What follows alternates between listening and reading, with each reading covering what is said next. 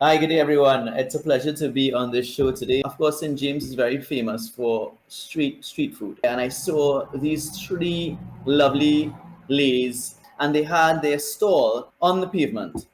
So I asked them, what type of roti do you serve? And they said Dosti. So I said, well, what is that? Because I'm only familiar with paratha roti and bus up shot, which is quote unquote, paratha roti is bus up shot, and you have sada roti as well, and then you have dal puri. Um, so I said, well, what is that? So the lady said, well, it's like a dal puri roti, except without the dal falling out.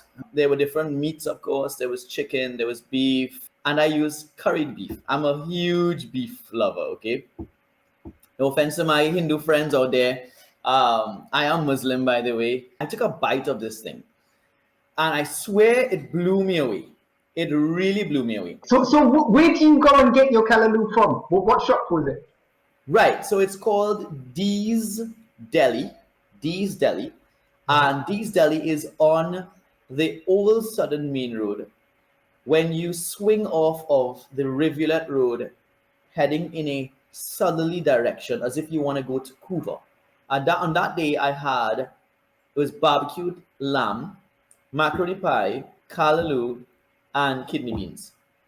And it was absolutely fantastic. It was splendid. It really was. I don't think I could hit the North Coast without having a bacon shack. And Right. I've tried all of them on the stretch in Maracas. I have my favorite, and that is Abby's. Oh, Abby's is the, let's see, one, two. She's in the middle cluster of those new it's a new sheds. complex here. Yeah. The quality of her food it's really good. I'm going to show a video now where you see, I don't know what he's eating, but a guy sitting on a fence. It's a Palmera. It's Palmera. All right. And he just sprays it onto it and he eats it as normal. Yeah. So it doesn't change the taste of the food at all. No, I'll show you something fun. Hold on, let me show you something very quickly, right? This is actually the logo, right? Right. So Right, directly in the.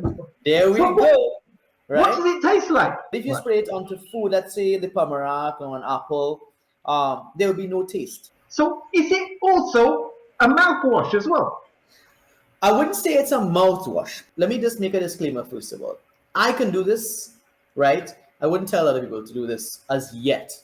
But you already know that it's safe for food and you put food in your system, right? If you have an infection in your teeth by your gums, you very simply point the nozzle to it and spray it and leave it there.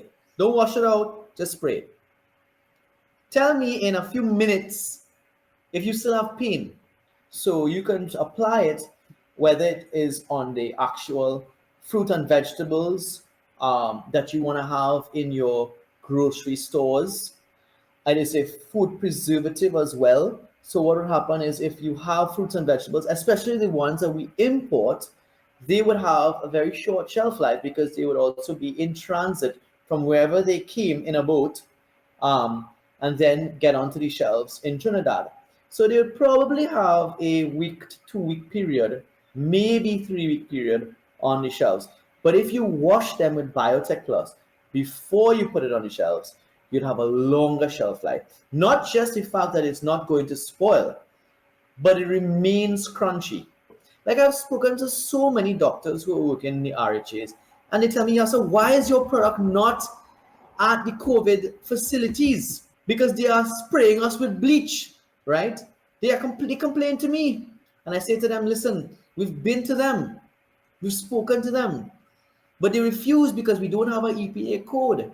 But if you look at the Scandinavian countries, you look at the Western European countries, why are they so progressive? Because they are transparent people. They are accountable. Their systems are accountable. I mentioned to you, starting a business is one of the most difficult things in Trinidad. Why? Because apart from this simple signing up at the ministries in Port of Spain, the nepotism in this country is ridiculous. YBMS, Biotec, BIOTEC.com.